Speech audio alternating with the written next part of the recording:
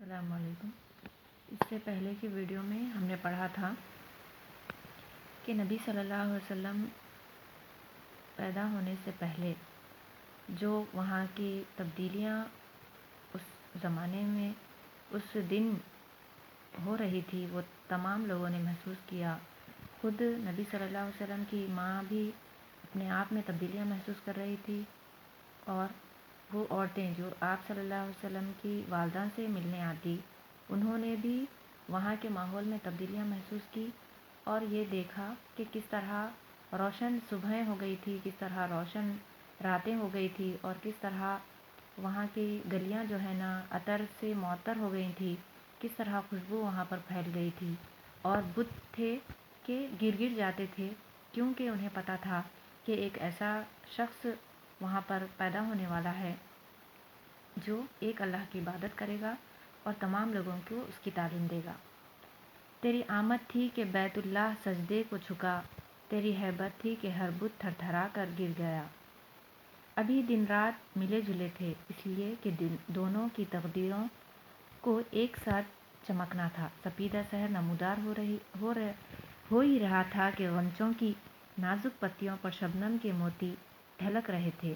سرد شمشاد نے پھولوں کی مہک پا کر انگڑائی لی، طائران خوشنوا کی چہکاروں سے تمام فضا نغمہ زار بن گئی۔ جنت آج سچ مچ زمین پر اتر آئی تھی۔ مینا کی وادی، مروہ کے سنگریزے، خبیث کی چوٹیاں اور عرفات کا میدان نور کی جھلکیوں میں جھم کر رہا تھا۔ ستارے جھلملا رہے تھے، کلیاں چٹک رہی تھیں اور پھول مہک ہی رہے تھے کہ اتنے میں گھر کی عورتیں خوشی سے بے تاب ہو کر پکاریں، کوئی عبدالمطلب کو جا کر مبارکباد دو۔ سرکار کی آمد مرحبا، دلدار کی آمد مرحبا۔ عبدالمطلب اس مژدے کو سنتے ہی تیزی کے ساتھ آئے، خوشی کے مارے پاؤں بہکے بہکے سے پڑ رہے تھے۔ عبدالمطلب کے رخساروں کی جھریوں سے مسرت جھل مل کر رہی تھی۔ آمنہ نے فرط غیرت سے چادر منہ پر ڈھانک لی۔ عبدالمطلب نے پوتے کو دیکھا، پیشانی کو چوما، ان کی آنکھوں میں بجلیاں سی چمک رہی تھی۔ سید القریش، اتنا نورانی چہرہ آپ نے آج تک نہ دیکھا ہوگا، عورتوں نے ایک زبان ہو کر کہا۔ یہاں پر جو الفاظ خط کشیدہ کیے گئے ہیں اس کے معنی میں بتاتی ہوں۔ مینا مقام کا نام ہے، طائر کے معنی ہے پرندہ، نغمے کے معنی گیت، مروہ مقام کا نام، پہاڑی ہے ایک مروہ، بیتاب معنی بے چین، مژدہ خوشخبری، مسرت خوشی، رخسار چہرہ۔ یہاں پر بتایا گیا کہ کس طرح نبی صلی اللہ علیہ وسلم کی آمد ہو رہی تھی تو سپیدہ سحر نمودار ہو رہا تھا، تو غنچوں نے نازک پتیوں پر شبنم کے موتی ڈھلک رہے تھے۔ سرد شمشاد نے پھولوں کی مہک پا کر انگڑائی لی، طائران خوشنوا کی چہکاروں سے تمام نغمہ زار بن گئی۔ جنت آج سچ مچ زمین پر اتر آئی۔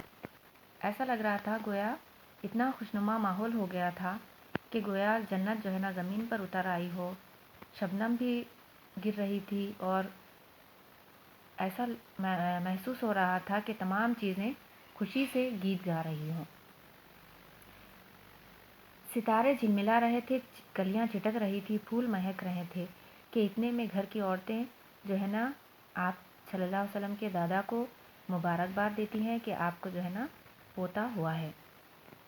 عبدالمطلب اس خوشخبری کو، مژدہ کے معنی ہے خوشخبری کو سن کر خوشی سے پاؤں ان کے بہکے بہکے پڑ رہے تھے، یعنی وہ ایسا اپنے پوترے کو دیکھنے کے لیے آ رہے تھے گویا ان کے پاؤں جو ہے نا خوشی سے ادھر ادھر ہو رہے تھے۔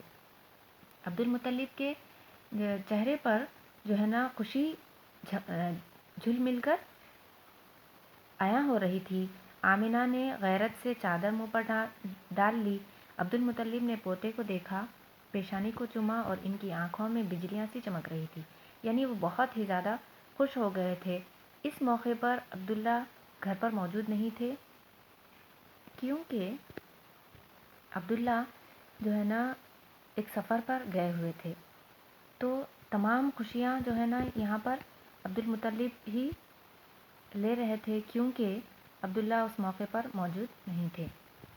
سید القریش اتنا نورانی چہرہ آپ نے آج تک نہ دیکھا ہوگا۔ عورتوں نے ایک زبان ہو کر کہا کہ ہم نے دیکھا نہ آپ نے دیکھا اتنا خوبصورت چہرہ جو آج ہمارے سامنے موجود ہے۔